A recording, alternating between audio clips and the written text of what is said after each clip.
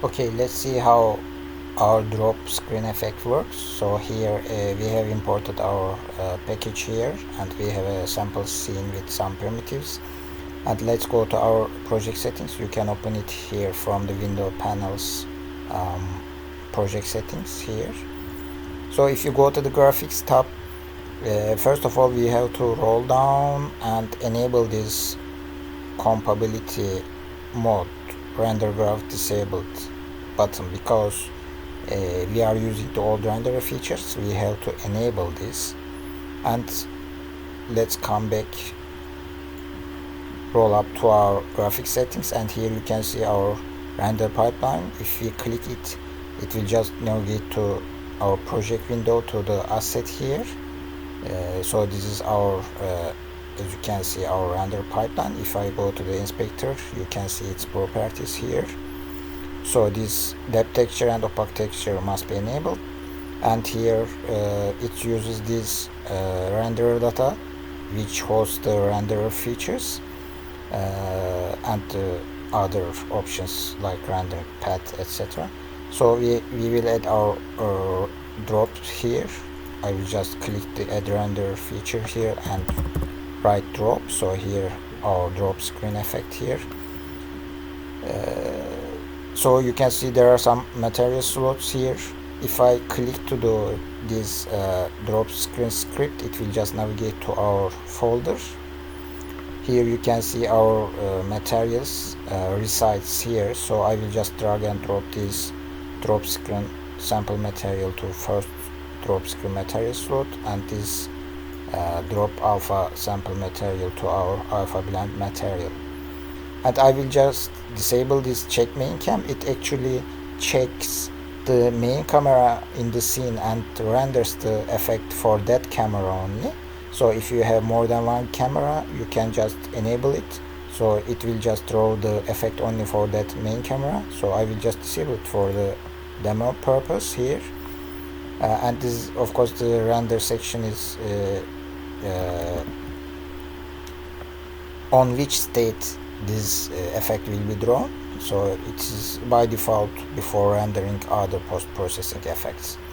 So let's come back to our scene. I will just create a empty object and name it our script holder. So it will just hold our manager for the drop, and I will add component and drop screen manager here. This is our script which manages the dropped effect, which will manage the drop effect. I will enable it. It may become disabled by default, so I will enable it.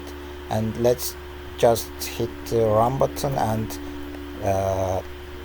if everything is okay, our effect will be drawn. So as you can see, the effect is drawn on the screen. So these are options here.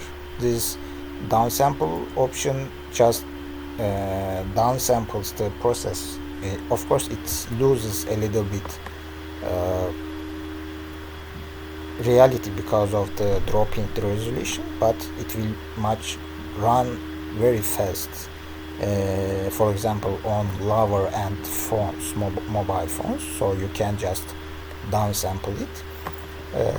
This amount is the amount of the drops, as you can see. This zoom parameter just zooms to the drops, and this speed parameter, of course, change the speed of the drops. This drops parameter change the small drops on the screen.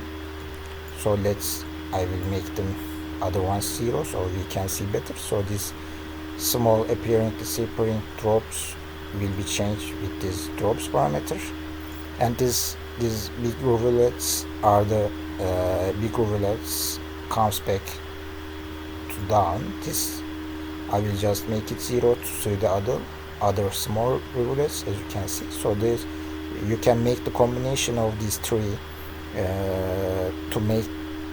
to see the drops fits on your screen. So this rotation angle change the angle of the drops, so you can you can play with its value. For example, if you are if your camera moves, you can write a small script to manipulate this rotation angle, so the drops change according to your camera movements. But please use it carefully. So these effects are much more useful for the not changing cameras. They seem much more beautiful, like these static scenes, etc.